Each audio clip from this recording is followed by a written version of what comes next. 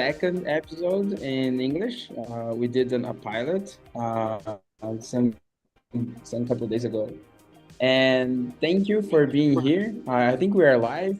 João will always confirm if I'm live or not, if I'm speaking just for our little group here. Okay, thank you. Thank you very much, João. And let's go.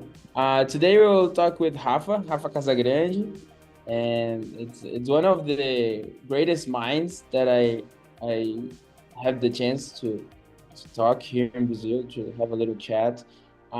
He's from Kisa and Fact Finance. Just for context, Kisa is the DAO, a venture studio, and Fact Finance is one of the projects in this venture studio. Rafa will explain a little bit better than me. And Tony and João, how are you doing? How was your week? I will ask Tony first because João was the last one. In the last episode was the first one. Go ahead, Tony. How was your week? And Yeah, I'm continuing to work in the growth strategy for the spot decks on base, and yeah, and building some documents for void travel too. And this week I talk a lot of with João. Uh, I think it was not yesterday. Yeah, it was Wednesday, and we talked a lot about growth too. So yeah, this week it's been great to think more about point systems, quests, branding, community minimal viable community. I think that is this concept, and that's it. we're slowly becoming a channel of growth more than crypto and in tech. We're discussing growth way too much here. But okay. And That's how the about you? that's the thing that matters. Attention. Yeah, But coming from a dev is well, pretty impressive. but yeah, like I participated in a few workshops this week by Hadron FC, which were quite cool. Mostly about points and token launches. Hadron is a founder community. They are mostly associated with Polygon by this point, but not only exclusively to Polygon. It's like a small community. So like I was actually quite impressed with the quality of the content. Is super good. So for other Web3 founders, I think it's worthwhile checking it out. Besides that, spent time on fundraising. I read like talking with one of our angels, he like referred us to an article about doing cold outreach on fundraising, which tends to be super counterintuitive advice. But there is some guy that raised like over $1 billion in 3 different companies, mostly with cold outreach. And he has really good arguments on why that works really well. So we're playing around a bit with that. Yeah, that was That's pretty much. interesting. That's very interesting because we had the conversation with Pedro and from Daedalus, and the thing that we understood at the time is that name and reputation, like being introduced by like in a warm intro uh by someone else was like the way of doing things. And I think I glitched a little bit, but yeah, you were saying that code introduction actually works for fundraising. It's Yeah, kind of the other side of the coin. I think most of like the current knowledge is that cold intros are a terrible idea. But there is this guy with a very strong data point that like he made it work, and he like he thinks cold intros are the most important piece of a successful fundraise because you get a lot of volume. And like once you send an email, it's cold. But if someone replies to your cold email, that intro is very hot. because the person is interested in what you're building, that is not taking the intro because they have some social capital at stake. The person really doesn't care about you. So if like the person replies, they're interested pretty much. And the code messages are really good as well. So it makes sense why like people reply to the code message, right? Just so it's like, hey, I'm building this thing, and like you connect with something that is impressive. I think like the way we're thinking about it is really, you're building picnic, we're doing half account abstraction swaps, volume, like we lead DeFi and pop. So I think it needs to be short and strong, but there's Yeah. something there. Still learning there, but a different thing I learned this week for sure. Yeah, and the thing that code interest force you is to be clear as much as possible, like full of punchlines. And I think most of people when they're creating a pitch deck, they are creating a pitch deck that pitch decks are not here to inform anything. They're here to convince you to take the next step on the conversation of investing, or you need a bait. A pitch deck is just a Bait. thumbnail.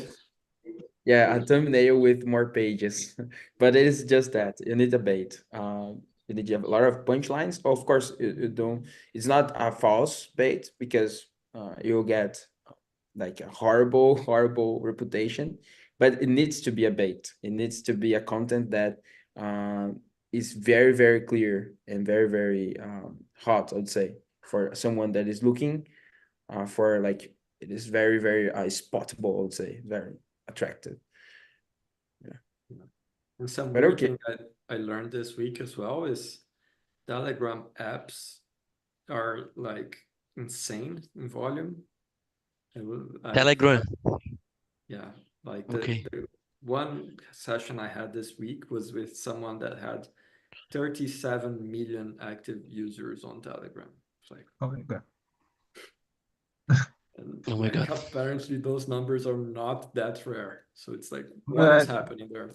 are they just pressing buttons, or there's any other fruit on that?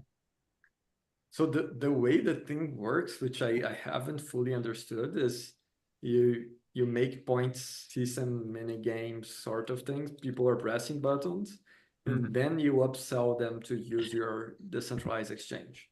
So it's a really weird meta. Like people coming for the mini games, but they stay for the buying tokens. I haven't understood it yet. It's really weird for me. And I also So learned go ahead, go ahead. that this meta is not new. So this kind of meta of mini games plus like mini games as acquisition channels, that has been happening in WeChat on China. And the tech stack to build mini apps on WeChat is the same tech stack to build mini apps on Telegram. So there is something happening there. Like people are basically globalizing whatever happens in China, which I haven't understood yet what's happening there. So, but I'm curious. If you So if you what? if you have any report or article talking a little bit more about Telegram and mini apps, please send us, John. Don't keep to yourself.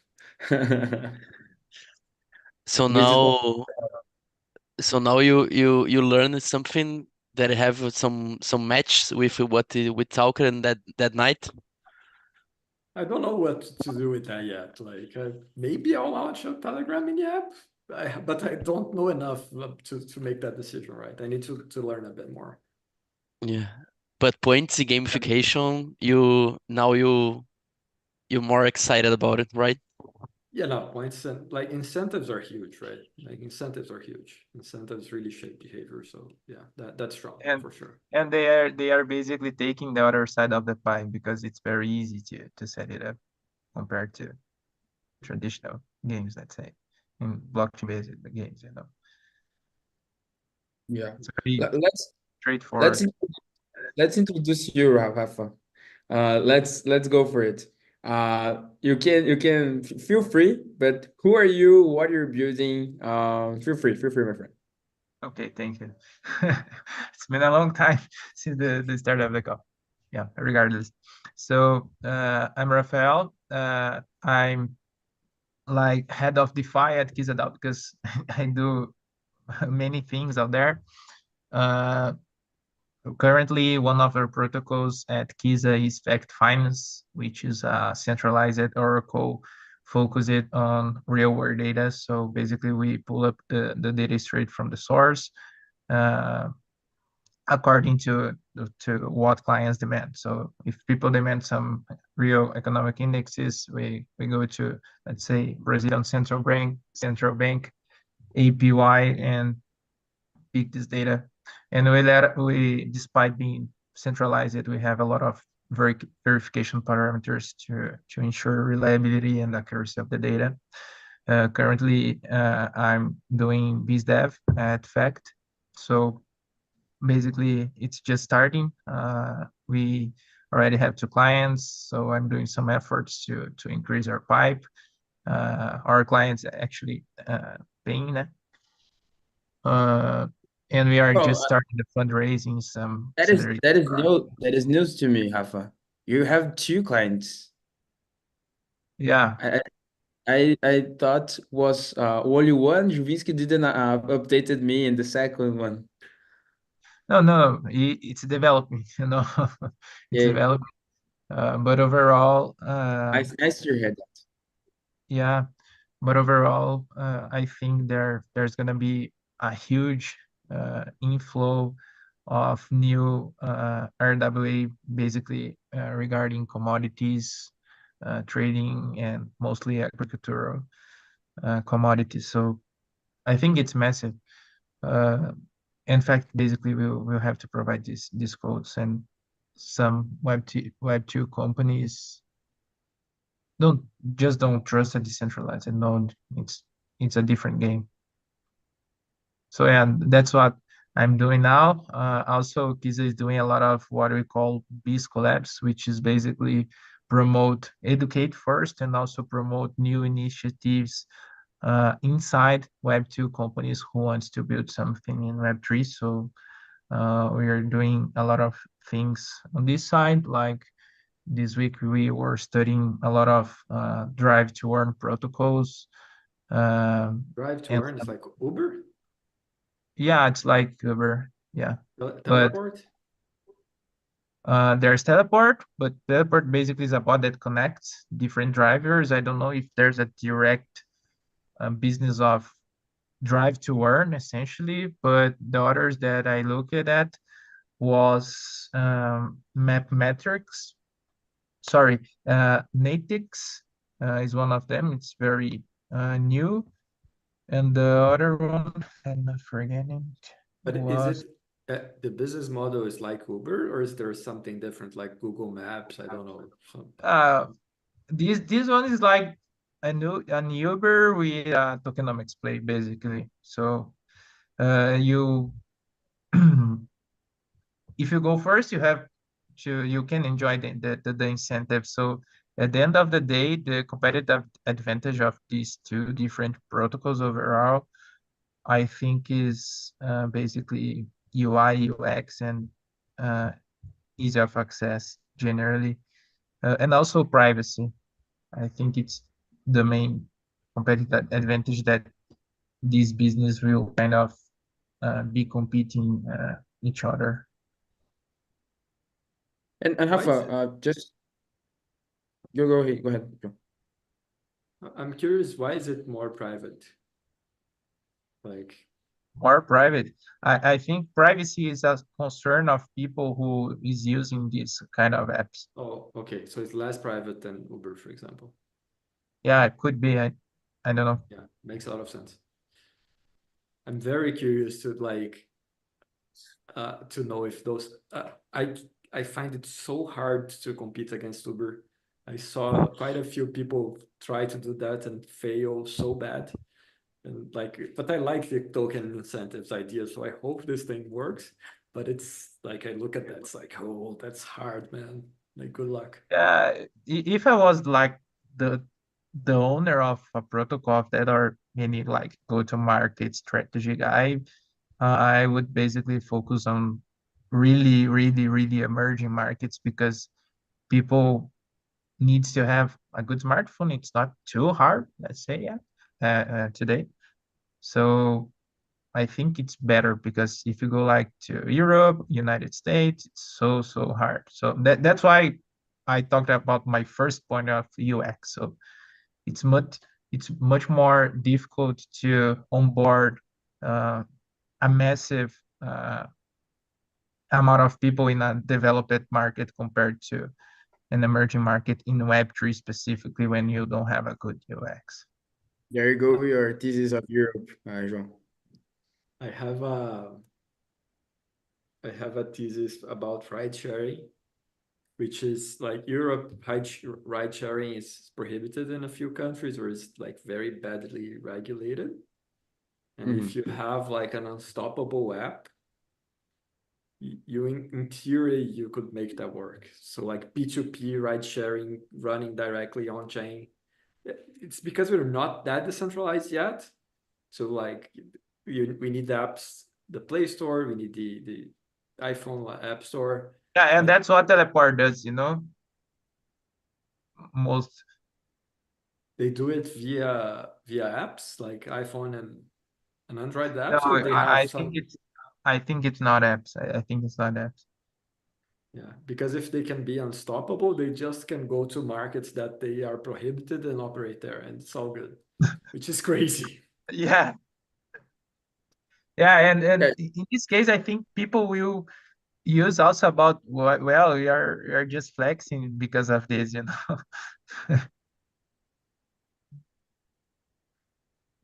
Rafa, just to switch a little bit the topics, if we have a Uber Maxi here, so we need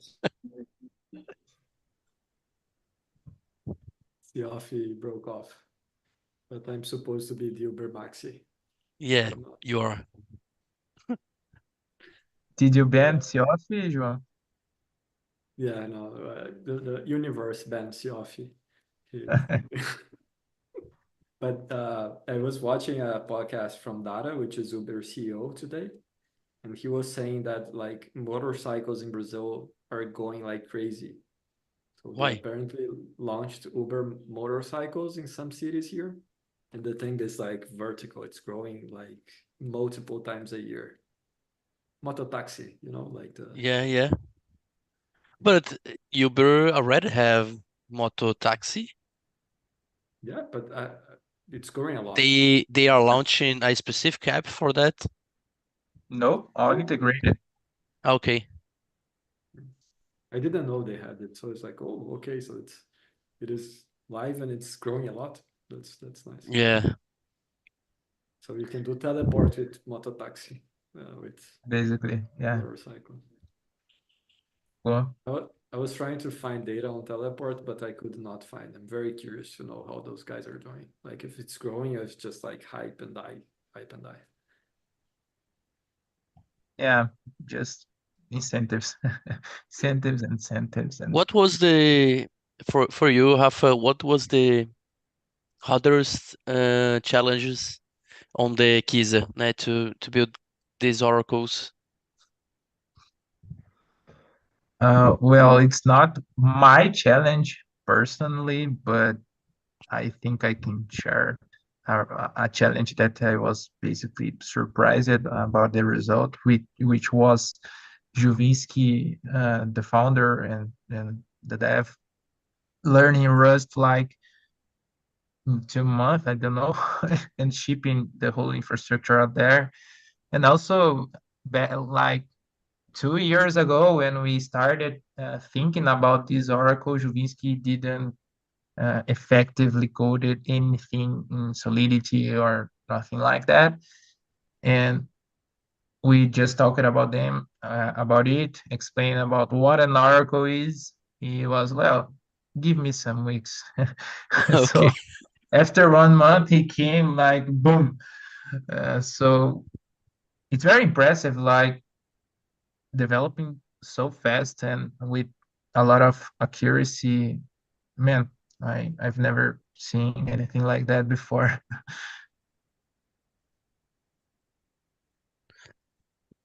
I never imagined that Jovisky did this because it's a how can I say the personality is it's very expensive, not expensive, but it's a person that like to talk a lot and not the kind of developer introspective that we imagine at some moment that is the guy that that took a cave and stayed there coding a lot. But yeah, fantastic. Yeah, but the other challenge, really changing the subject here, and talking about Uber, was that last month I went to Brussels to Stable Summit and ECC, and everyone basically rides a bike or a scooter, and I just need my scooter or bike or whatever, try to scan QR codes, and the SMS verification code didn't came to my cell phone, so I spent like the first 5 days walking a lot, man, a lot, a lot, a lot. And when I met some people from Brazil, we started to drink some beers. It was Marcio from Sonica and the guys from Play for Change. Also the guys from Polkadot and Tansy. And they said, well, if you just open your Uber app, you go to the scooter. If you scan specifically line, you don't have to do KYC or nothing. It's all same as taking a ride with Uber. Actually, yeah, you already made your KYC on Uber, let's say. So that was like I spent only more 2 days there. It was like really smooth. I could like enjoy much more and and make my time basically much more productive. So that was the other challenge, basically getting a scooter. I really enjoy the scooters. It's too bad they don't exist anymore here in Brazil. Yeah, Really cool things. I never ride a scooter. really, it's too easy. And they have like a lot of bikes. All of them are some kind of electrical as well. So it's cool. Cool. Yep. So Yeah. Victor came. The scooter talk, but sorry guys, I was glitching over here and I messed up the live stream, but we're well now. Just asking you, Rafa, how was your main takeaway of Stable Summit and ETC, like top of the mind things that you enjoyed, things that you like things that you brought to yourself when you got home, things that um maybe some things that you don't liked about the event, about the conversations. Go ahead, feel free. Cool. So let me start with Stable Summit because it was the first event, the first 2 days during my stay out there. Stable Summit is a really, really focused event in the sense that you basically can reach anything that's inside there. So there's a lot of issuers, there's a lot of infrastructure provider behind, there's a lot of risk management guys. So it's very different and much more easier to talk deeper generally with these guys at Stable Summit compared with like meeting these guys during any other side event or at ECC for example. And generally what was interesting is like looking who is playing that game. And basically I didn't see anyone from Twitter, anyone from PayPal, and why. So they're just focusing on cross-border payments.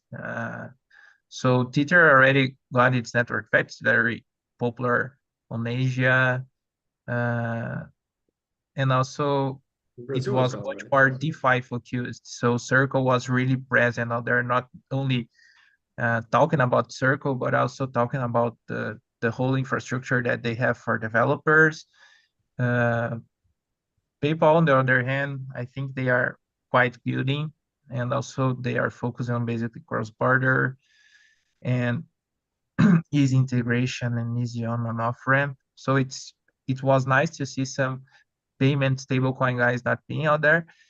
And also another interesting topic is that there's like two kinds of people in the conference. The guys who, well, we are the unbanked, we don't want banks, you know. And there are the guys who is generally more crypto collateralized stablecoins who says like, well, if you want to really scale this market, you have to scale with the most liquid collateral, which is T-bills, and if you are basically crypto collateralizing stablecoins, you have a scalability problem. And if you look at the size of the pie that the crypto market has now, and the other size of the pie, which is like the traditional world. So let's say remittance and cross-border payments, consumer payments, global capital markets, credit lines. So I'm seeing a lot of projects that are like liquidity layers that allow some pre-funding accounts without collateral because it's basically settled through stablecoins. So there's a lot of stuff that's being done that will really impact the TradFi, and I think this impact will be really and much more bigger in absolute numbers compared to the impact that stablecoins will do, like for the crypto native people, let's say specifically. I'm just talking about market numbers, not about blockchain infrastructure regarding improving capital efficiency. So I'm not talking on the technical side, but I'm talking about the numbers. Who will really be the guys who will increase stablecoins market cap uh, with more power, let's say, in the short to medium term. So it's like booming, you know, it's just like Trump winning election, stablecoin regulation advancing globally and also in the United States. So I'm very bullish on that. And talking about the unbanked people, they like, well, we are a small group of people, but here we are, and we want to make this ethos alive, and we want to make this work, even though we like agree about the potential of scalability of different these two different uh, stablecoin designs, let's say. So it's very different when you compare like digital asset trading, which has like 3 trillion market cap, with 150 trillion market of cross-border uh, uh, transfers, which is basically 4 trillion is dead money. Yeah, because of you have high settlement periods, not to mention the higher costs. So it's really unlocking capital in the economy globally. It's not like innovation for a small group of people, it's for So, everyone. So and what projects caught more your attention, the new projects or the old, if the Coinbase is doing something new, or what you can bring that you saw there? yeah, what was really cool that I like, I don't know if you guys have ever heard about Trueflation. No. Is that the Trueflation, one that is like measure? It's supposed not to lose purchasing power parity, and it's not. no. Trueflation actually is a real-time CPI index, and Mm, they But it's not they like official, right? It's kind of not the official. government one is bullshit, so the right one is this one. It's that kind of thing.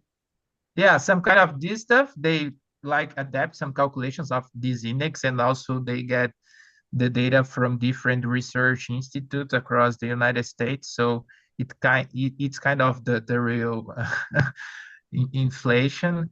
And now they are basically creating a stable coin that doesn't lose the value against the truflation index. I think Great. they have a lot. And also about stablecoin designs, man, every single year, Mitch from Curve does a good show. Also, given the fact that it was really DeFi focused, let's say, in the sense that heavy on-chain math, a lot of algorithmic stuff. So Mitch basically steals the show. Regarding like a protocol that has a good design that was presented out there was, of course, Mountain Protocol. The Mountain Protocol basically is a stablecoin backed by it's fiat backed, so TBOs. And what is interesting is that you basically can hold this stablecoin inside your wallet, and your yield will be keep rebasing. They are totally compliant. So it's like The good compliance tech. bit, they are registered in Bermuda, is that right? Bermudas, yeah. Yeah, Multicoin Capital invested in them. They have an article that they said, well, they have the best stablecoin regulation framework in that sense. I think I can find it. But how much can we trust Bermuda there? Oh, like, Yeah. is it possible that at some point in time someone doesn't like what Bermuda is doing, and as its dollars just like cut them out of, I don't know. I'm just trying to understand. It doesn't, when I hear like, oh, this project was regulated on Bermuda, I was like, should I trust this for like 4 or 5% a year? But like, I'm not really deep, so it's just my outsider perspective. Yeah, as far as I know, they argued that it was the best regulator for yield bearing stablecoins. I know they like regulated uh, products like insurance, which is like 200, 300 billion, I don't know. Also like trusts and private wealth management industries.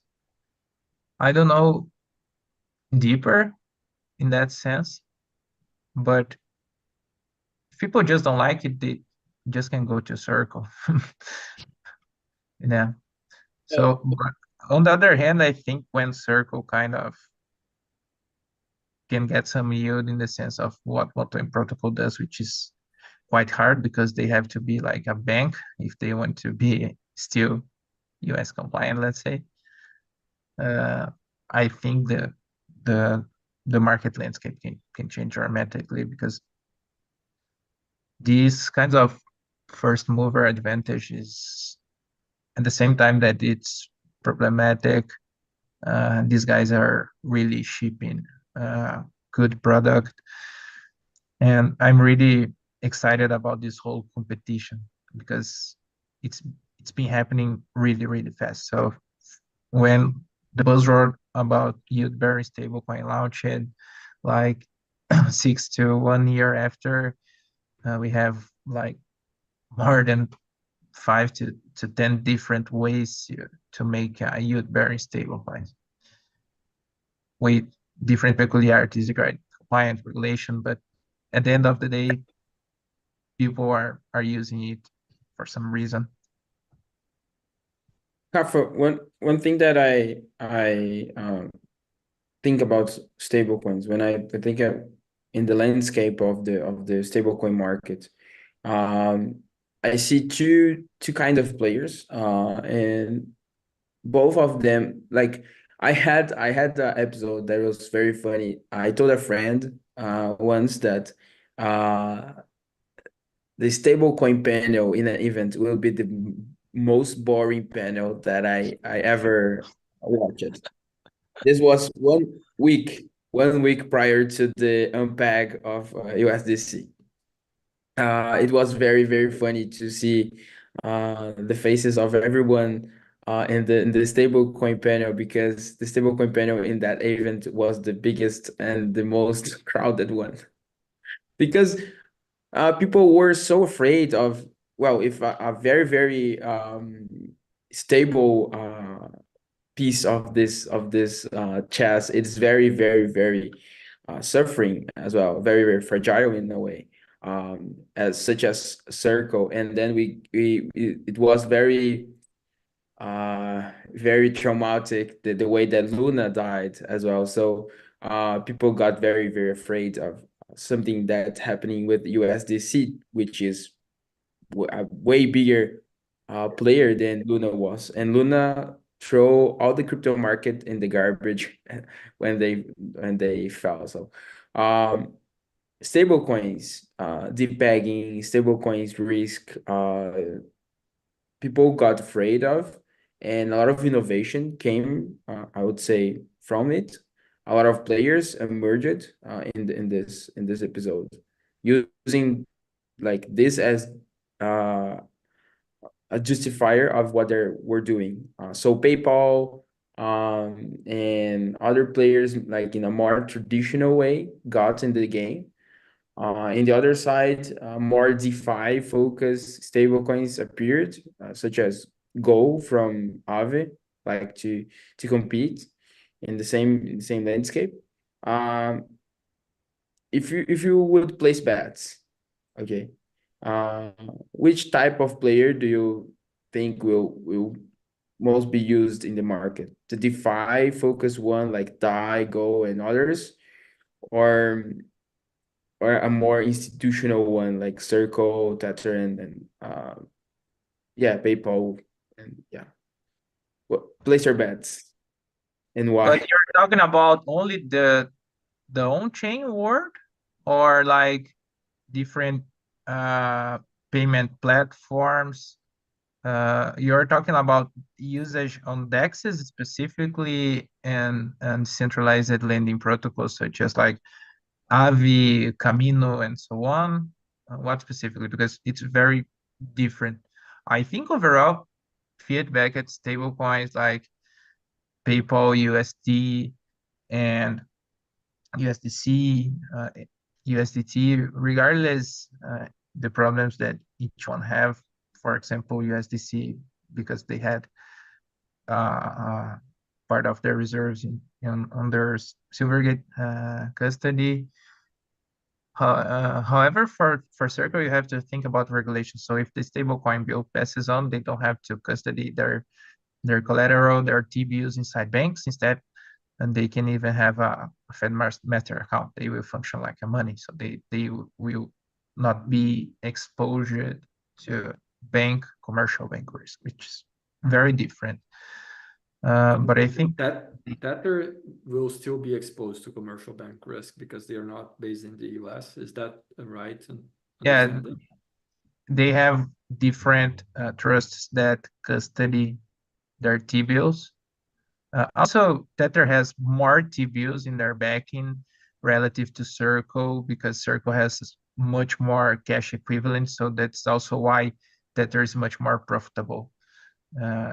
And if you want to be US compliant, you can't have a lot of T-bills inside their backing. You have to have a lot of cash equivalents instead. But overall, I think collateral fiat-backed stables overall will have more potential in the long term, because it's all about what is the most liquid asset to choose to back your stablecoin. And who gets bigger in 10 years, USDC or USDT? I don't know. $1 million question. Yeah, I'm Or any other curious. player, I can imagine if like BlackRock launches their own stablecoin, and suddenly a lot of different banks start to transact with BlackRock's stablecoin in a different even in a public blockchain, it can be possible, but I don't know. People can just really big players can just press a button and be so big, as you can see, like when BlackRock launched the Bitcoin ETF, for example. So think about how much of the supply that BlackRock already has in custody relative to the overall BTC supply. And now think about the size of the Bitcoin market cap. So it's like 1 trillion, I don't know, 1.3 trillion. And if you look up about the total stablecoin market cap, it's like 150 billion. Man, the impact that BlackRock could do in the stablecoin market could be much, much bigger than what it did in the Bitcoin market cap. So Why is that? different thing. How would they distribute that? Their stablecoin. Yeah. Well, basically they have access with a lot of different institutions that are not necessarily using stable coins to do cross-border, but to just settle interbank deposits really fast. For example, different financial use cases besides remittances and cross-border payments, like different sorts of credit lines, for example, kind of it. So BlackRock specifically, even if they want to join the on-chain game like PayPal, so PayPal basically are incentivizing through Caminos is incentivizing PayPal's liquidity pools, for example, on Solana, and PayPal, of course, is giving money to Camino for doing so. Camino Network. Camino, the lending program. Yeah. Also, Ethena launched on Solana this week, but regardless, I don't know. I don't think that BlackRock would like do some move like PayPal do incentives on chain. I think they would start with big financial institutions, but anyway, their power is much more bigger than Ether, than Circle, than PayPal there. So everything is possible. Everything can change because the market is really too small relative to the total financial market and the impact that we can do in this market, bring more trust, capital efficiency, better governance methods, reduced settlement times, and so on. And Rafa, I'm curious, in your opinion, what were the main reasons for Etina's success? You like Etina? Yes, I do like it. I think it's like a way to people to invest in kind of a fund, and Okay. also you can have some kind of regulation bypass. It's really funny to see. It will be really hard for regulators to know how to evaluate Athena. TradFi guys. I really like Athena. Uh, I think people basically loves you, then they can do it in a very elegant manner. They already this week, like they have like 150 million withdrawals, and it was all good. So How does it work under the hood? it's delta neutral positions. So Yeah. basically, like they started collateralizing their stablecoin with ETH delta neutral positions, where they have on one side the long side of the trade was is an LSTs, a basket of LSTs, and the other side is basically shorting ETH perps. And because of funding rates on perpetual futures is generally more inclined to the positive side, and if they are short, they are running funding fees. So basically, you have juicy yields, and they just have to have like a good calculation about their insurance fund at the end of the day if they had when they have to close these positions to to honor the redeems. So that's of course a risk. There's some custodial risk, of course, about centralized exchange. But overall, They short on centralized exchanges as well? yeah, Okay, it's cool. yeah. Athena, like the open interest in the futures market about Ethereum, Athena controls like 20 to 25%. So They do, market dynamics really changed in the futures market, specifically in Ethereum after the launch of Athena. and they do other trades as well as like Yeah. They have delta neutral positions on BTC back in their stablecoin. Now that they launched it on Solana, they are doing some, they said they are doing some initiatives to build some, the same with ETH LSTs and short ETH, with Sol LSTs and short Sol. and with BTC, what is the play there? Because there's no yield on BTC. So is it a different mechanic or it's just like long short BTC and get interest? It's yeah, you don't have like a spot yield on BTC, but you have constantly positive funding rate as well, so they can just make money on that.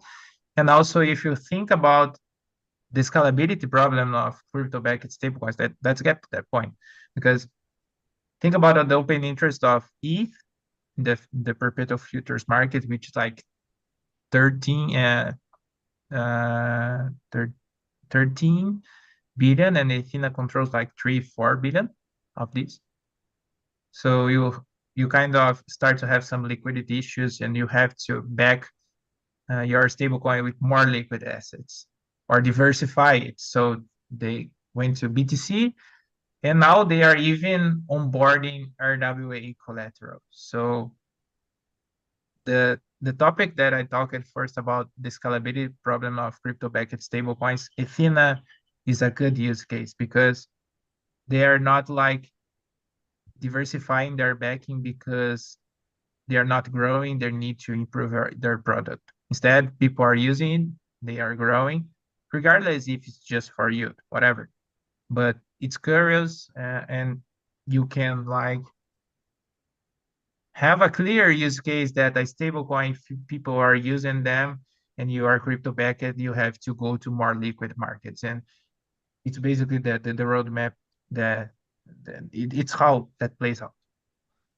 And if the funding rates become like what happens? Negative. Yeah. Yeah, the short side position that they built will be basically paying fees. So that's why they have to have a big insurance fund. Okay. And they have a big insurance fund? I don't know the value now, but I remember when they started, they had like, it was like the minimum requirement was like 3 to 5%. I don't remember specifically how much is it now. For fun, there is a bet on Poly Market. If Ethena will crash in 2024, it is 7% odds right now. Positive. 7% odds that Ethena will crash. Will crash. On Poly Market. Yeah. Oh my God. It's crazy because we had a Place your bets.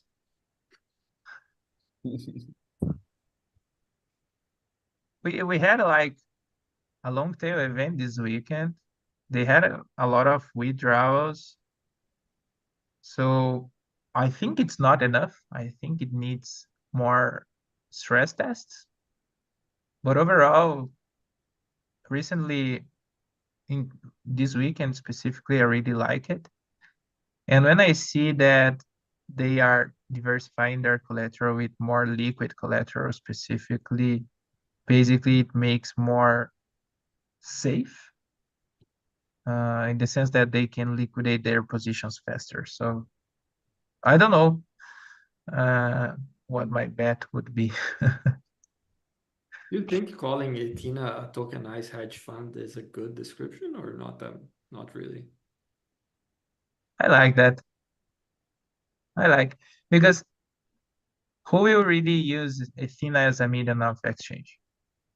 For what? You could use Circle. You have the native token across different chains. You can make the bridge direct with Circle. So it's not definitely not a medium of exchange. It's just like a trading asset.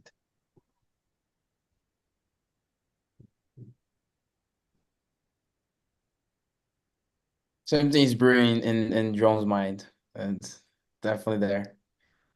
What are you thinking, John? Nothing much. But Victor, what do you talk first about the DJ that didn't like the stablecoin panel at EFCC? There was a lot of people in the panel. It was like huge. Even though I like stablecoin, I can be like biased. But what the DJs should be concerned is that like if Ethereum eventually forks or whatever, ultimately would have the biggest governance power to choose what is the canonical chains. It wouldn't be like the nodes. It's it's the guys who have the most liquidity, which is basically Tether in Circle. Nice. So these guys have like you have the ethos of decentralizing blockchains from the start, and at the end of the day, two players basically controls the game. At the end of the day, if you put the gun on on Vitalik's head, let's say. Yeah, makes a lot of sense. I had never thought about that, but yeah. Yeah, it's crazy. So like systematic concentration, it's like the But ecosystem yeah. primary In a, point of s- failure. in a sense, like if we go a few years back, theoretically exchanges had a very strong lever as well, right? Exchanges basically decided who got money in and out for which network. Yeah.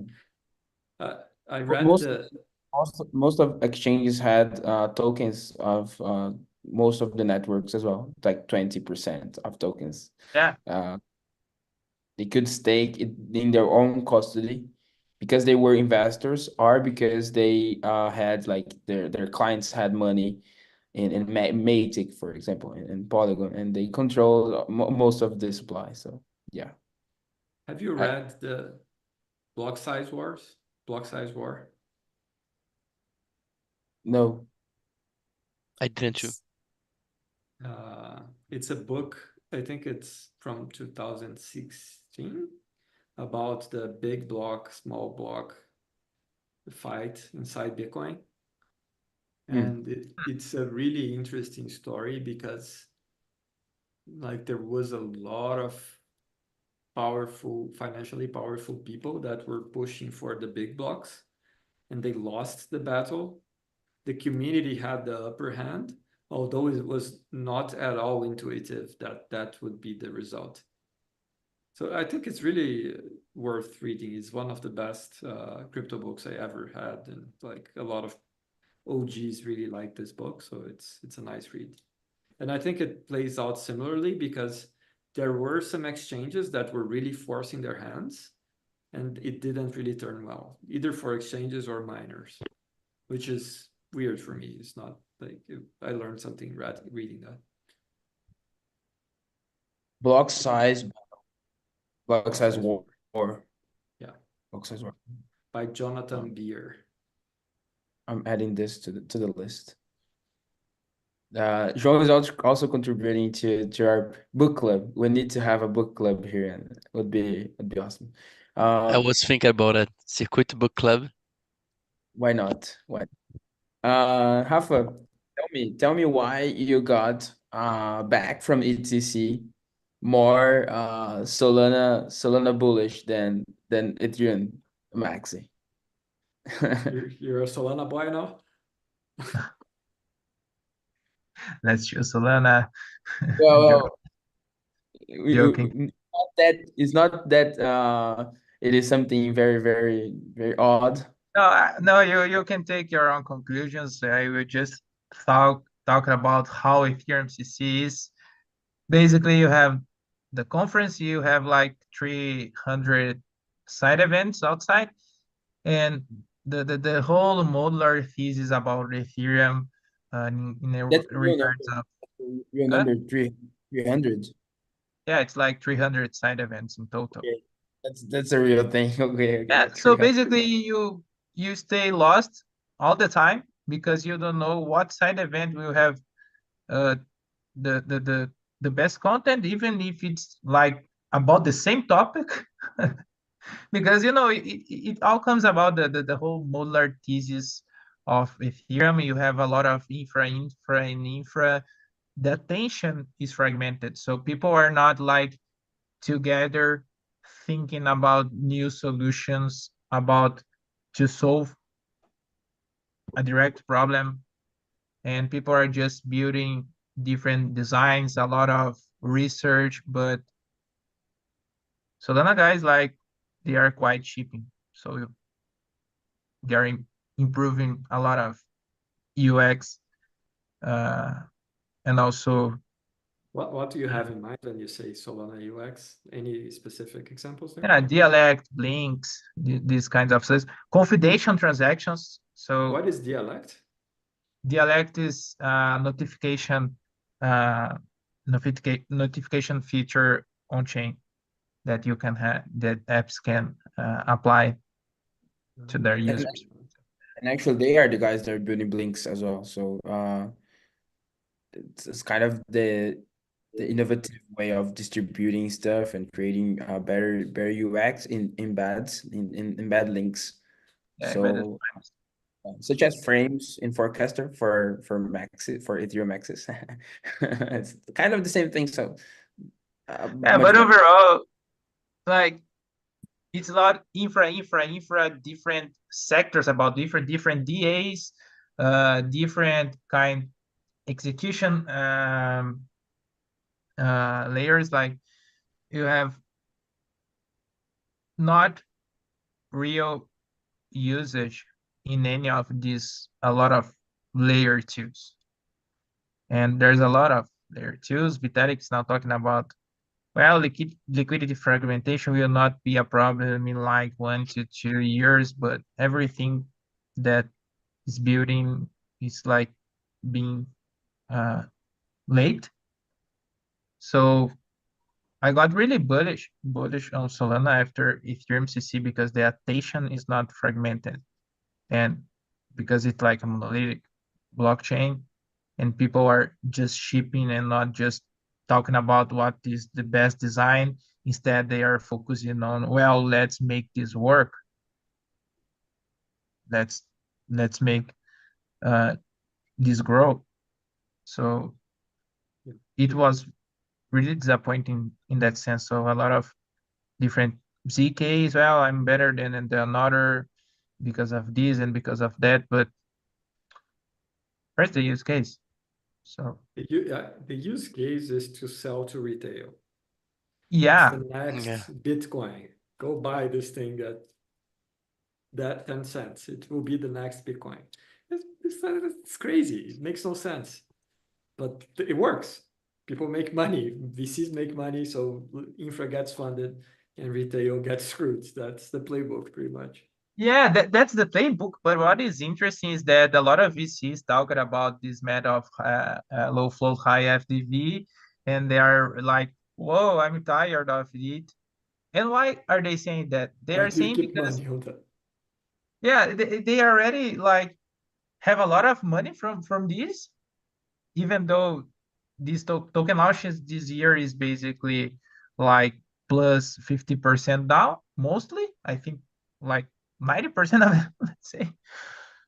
And I think VCs now are trying to put a narrative in the mind of the founders that, well, we are only gonna invest in projects that don't have this meta and this meta anymore, because if I'm like talking this year, I expect that like 3 months or 6 months from now, when new projects launch, they will have like a different meta.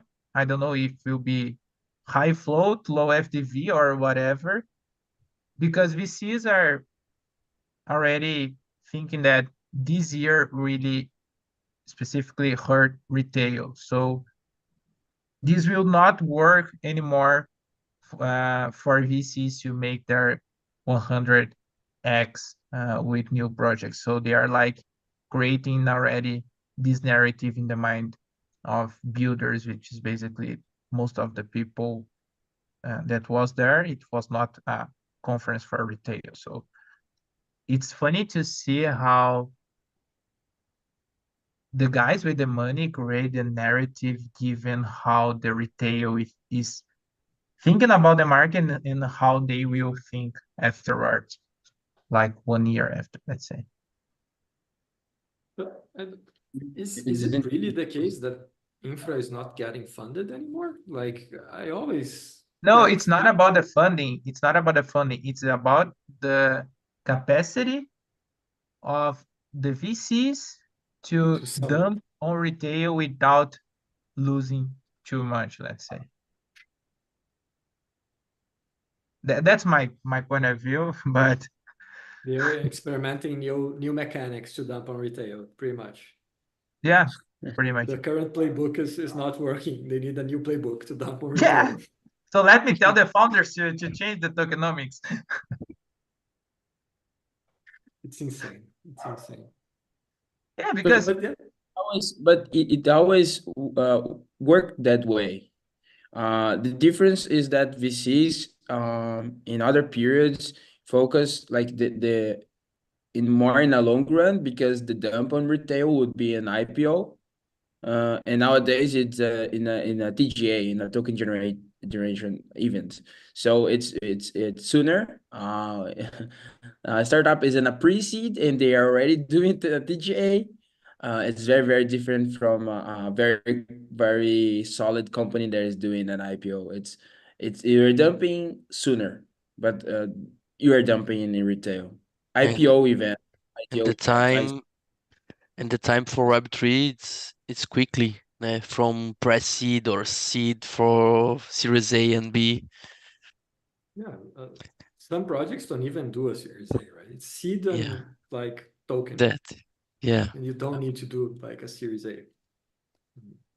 but at the end of the day, Vitor said that that's the play that how is it always work. But there's one different stuff specifically this year that's really important, that's really different from like 2021 and the first semester of 2022, which is that not all altcoins are pumping uh, correlated with BTC and Solana. Basically, the beta, and the alpha was always on other assets, and now we have a bull market where the real alpha is Bitcoin and Solana. So it's really hard for the VCs to keep dumping their tokens and playing the same game, given the fact that the performance is different. It's not like correlation of performance. I think that we'd had the bull market that we had so far in the last couple months, and last uh, 2 quarters were actually not a bull market at all. I think they like obeyed like the halving cycle.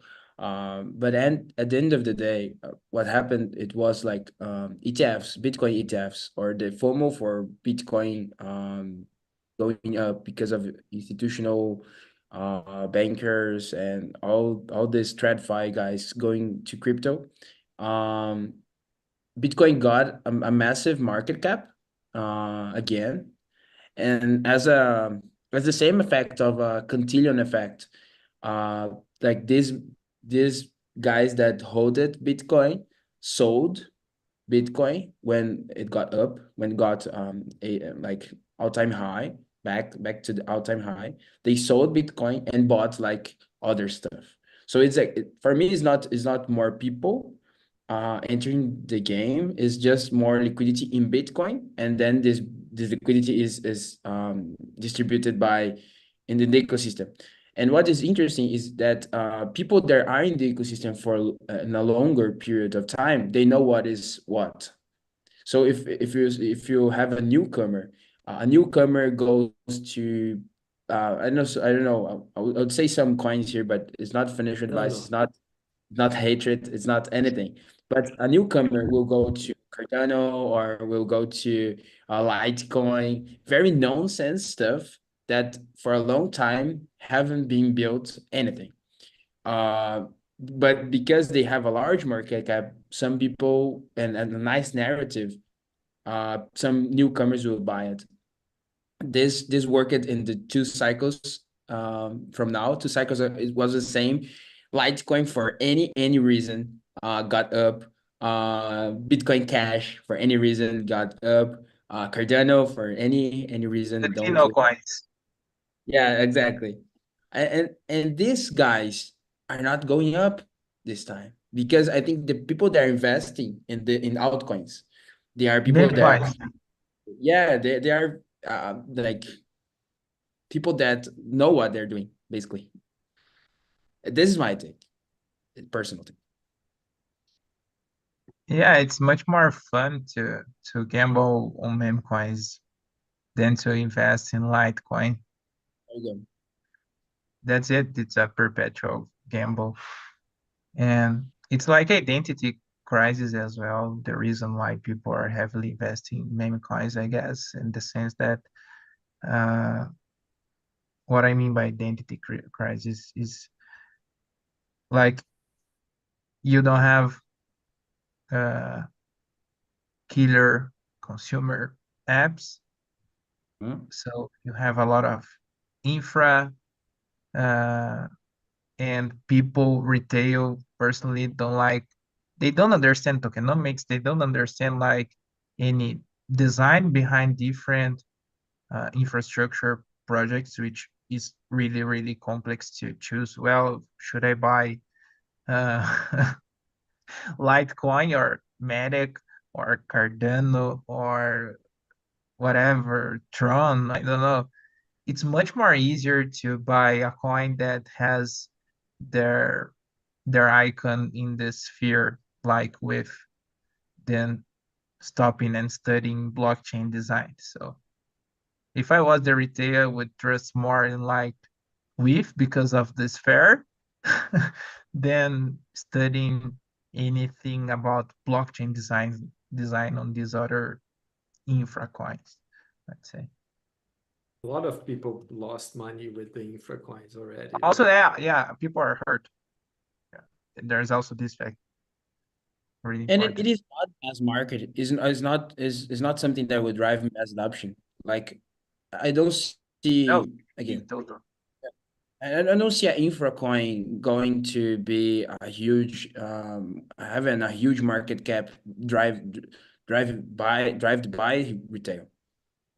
Because No, why people will buy infra coins? Why?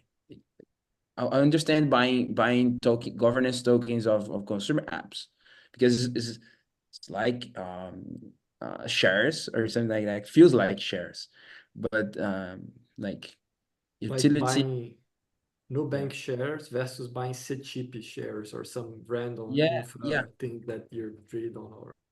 yeah.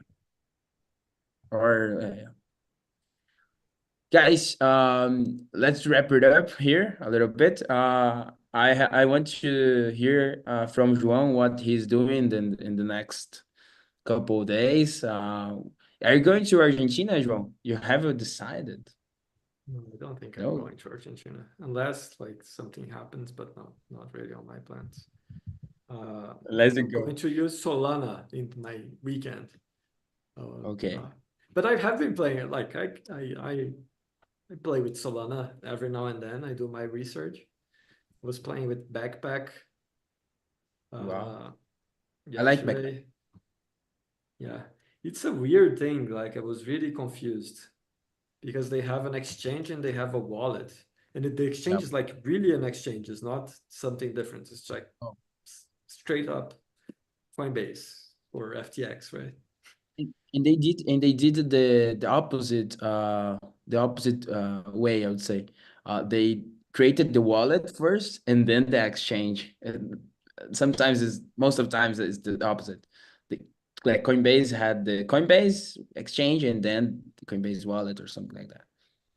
Yeah, I was trying to find on-chain data to understand how their wallet is going, but couldn't really find a lot, unfortunately. Not on Dune Analytics, at least. But the wallet is a straight up wallet, is like Phantom, or is it easier than Phantom? Have you played around with that? Yeah, the idea is to have more like a rainbow wallet. I would say that it's compared to Rainbow. It's UX, it's more UX friendly. Polished. Even though Phantom, it's good good. to as It's better well. than MetaMask, right? Yeah, Soulflare is good as well. I think Backpack and Soulflare are the best ones. Phantom is more mainstream, I would say, for Solana, because it has like all the EVMs compatibility. But yeah, go ahead, Joel. I'll not steal your show. You're not going to Argentina. What are you doing? Fundraising. That's my thing now. Go to Argentina to fundraise. Why not? I think it's It- usually better. Like, I think it's easy to get lost there. You know, like if you don't have a very tight agenda, Mhm. I tend to think it's not really worth that. But yeah, I don't know. If it's good, you let me know and I'll go. If it's Okay. really good, I'll go. Me too. Okay. And how about you, Rafa? Are you going to Argentina? No, I'm not going to, but tell me how is it going out there in the next few days? And I will talk to João and let's see. Okay. And Tony, are you going to Argentina? Nobody's Yeah, going to Tony. Argentina. No, Nobody. I It's won't. I won't, but in the next week I will enter and yeah, I already enter. I did onboarding this week, but I will signing the contract, the term, and next week I will enter in a special group called is Emergent VC Fellows, and it's the biggest venture capital group of people that work in VCs on Brazil and Latin America.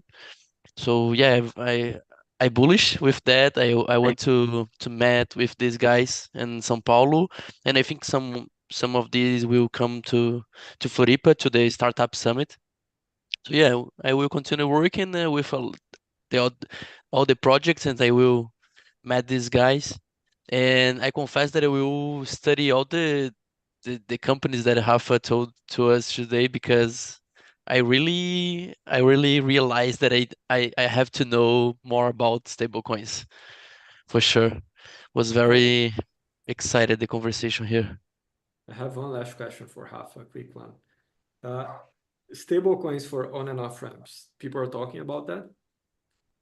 Yeah, a lot. There's a lot of infras like for local markets. A lot of guys focusing on Africa, Latam to convert stable coins, dollar stable coins to their local fiat currency. But currently, we have some killers, which is PayPal is one of them, which I really like. Gnosis Pay is talking a lot of about this stuff, so they are really focused on that because Yeah.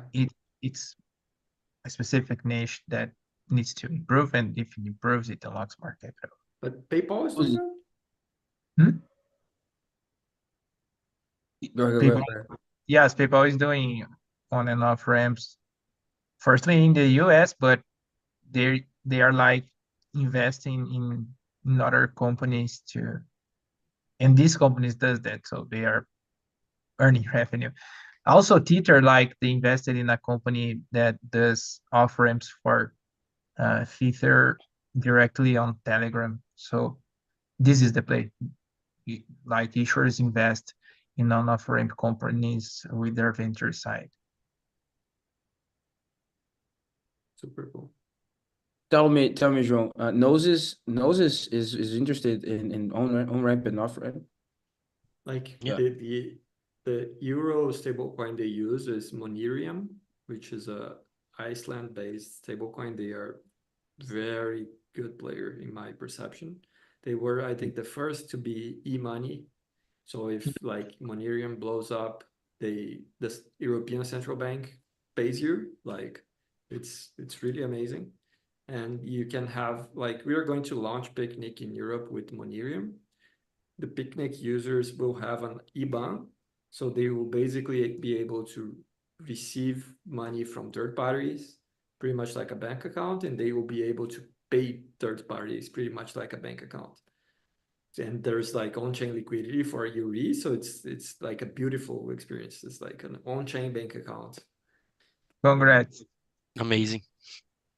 And, Pretty cool. and João, do you have any role on like attracting noses to this kind of market, or is the other way around? You got closer to the guys or the ecosystem because of it? I think like I got to know Monerium like a long time ago from Jarvis. Not sure if Jarvis is still relevant, but they did exotic stable coins. So they did like Brazilian real, Singapore dollar, all those non-USD stable coins. And Pascal, who is the founder of Jarvis, which is a super OG guy, he was super excited about Monerium. It's like, okay, this is the I think thing. he was in Argentina last time. I don't No? think so. Pascal doesn't like Argentina, if I remember correctly. He doesn't like going outside Europe very much. Okay, okay. So wrong guy. Yeah. But he made the intro with Monerium, and those guys were like very, I think, thinking super long term about how stablecoins would work. And Pascal was like really focusing the forex piece of stablecoins. So I learned with those guys that like, okay, this is the right way to on ramp. Pascal is the guy that like taught me that with the things he was building, and Monerium was like a very clear building block on how on and off ramps should work. But I think since then, like we have proven that you can build like a centralized exchange-ish or a centralized exchange competitor using that infrastructure. I like Monerium didn't really realize that from what I got. So they're like, okay, that's super interesting. And we really haven't thought on this angle, but now like I see those pieces fitting together. So yeah. But I'm willing to bet money that stable coins will be the on and off ramp thing for in 10 years. Like on and off ramp in 10 years will be dominated by stable coins, and I'm willing to bet money on that, like easy. And it's not a very consensual opinion. And I'm willing to bet that DeFi will flip centralized exchanges in a few years as well, and that's also non-consensual. But those things are very clear to me both ways. Create a poly We should market schedule, we bet. should schedule another live to just focus on that topics, you know. Pretty interesting. Okay, we'll definitely will. Rafa, if you want to say something, and it's your space now. Feel free to show whatever you want, meme coins or any other stuff, serious stuff as well. No, I don't want to show anything, except that you have to keep an eye on the election if you want to like betting something. So probabilities are changing every single time, and if you like capture these opportunities, so like the the sons of Trump supposedly launched an meme coin last week. It was a lie. Sometimes of that, it's been nice to gamble and this stuff. That's what I would show. I made some money on the Venezuela election, like I made $5 on that bet. I bet that Maduro would lose. Well, we'll never know. Thank you guys for being here. Rafa, thank you for accepting the invite and talking to us. It was really amazing. Thank you. Thank you, Thank you, guys. Rafa. Have a nice Thank you, weekend. Rafa. Thank you, man. Take care. See you. See you.